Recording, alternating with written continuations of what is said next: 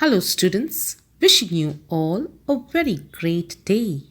Today, I will begin with a new lesson from your English textbook entitled The Snake and the Mirror. This is a humorous story about a doctor, a snake, and a mirror. The doctor has just started his practice in homeopathy. You know what is homeopathy? Homeopathy is a branch of medicine. And this doctor is a bachelor. Bachelor means he is not yet married. He lives in a small rented room, which is an outhouse. One night he has an encounter with a snake. His death seems to be imminent, but the mirror in his room helps him and he escapes death. That means he thinks now that he is going to die when he sees the snake. But the mirror which was in his room helps him to live and escape death. It was a hot summer night. About 10 o'clock, a homeopath doctor who was a bachelor had just returned from his work to his small rented room. The room had two windows and a tiled roof. The tiles were supported by gables which rested on the beam over the wall. There were countless rats living in that room. The doctor was familiar with the sound that they made. When he came home, he lighted the kerosene lamp on the table. As the house was not electrified means there was no electricity in that house. When he entered the room, he took off his coat and shirt and opened the two windows. He sat down on the chair and took out a book called The Materia Medica to read. There was a large mirror on the table on which stood the lamp. He felt tempted to look into the mirror. He sat down in front of it, admiring his looks and smile.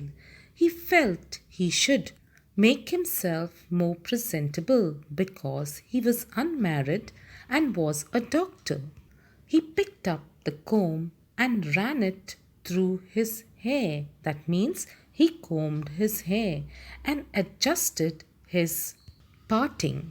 He took a close look at his face in the mirror and decided to shave daily and grow a thin mustache. Then came a lovely thought in his mind. He began planning his future. He decided that he would marry a woman doctor who had a plenty of money and a good medical practice. So here the doctor is now planning about his future. He wants to get married to a woman who is also a doctor and who has got a lot of money. He was so engrossed in his daydreaming that he did not give much importance to the sudden silence. The rats in his room had stopped making noise, and there was no more sound from above. Suddenly, the doctor felt the sound of something falling behind him. He turned around to have a look and was surprised to see that it was a fat cobra. The snake wriggled over the back of the chair. To wriggle means to move. The movement of a snake is a wriggling movement and landed on the doctor's shoulder. The dreadful creature moved along his shoulder and coiled around his left arm above the elbow. The hood was spread out and its head was hardly 3 or 4 inches from his face. The doctor was very frightened and found himself very close to death. He turned to stone. Turned to stone means he was stiff. He couldn't move because he felt that if he moved, any such action would prompt the snake to strike him. Then he began to think, what would he do? if the snake bit him. There was no medicine in the room for snake bite. He then realized that he was a foolish and stupid doctor. He smiled at the helplessness. He prayed to God because only God could save him from this danger, and God was pleased with the doctor, whose thoughts changed after the encounter with the snake. From being a proud doctor, he now became very sober and accepted his stupidity. The snake turned its head. He looked into the mirror on the table and saw its reflection.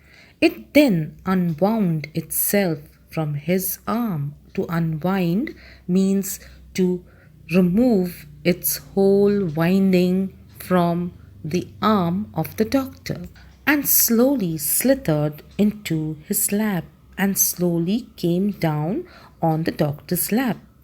From there, it crept into the table and moved towards the mirror.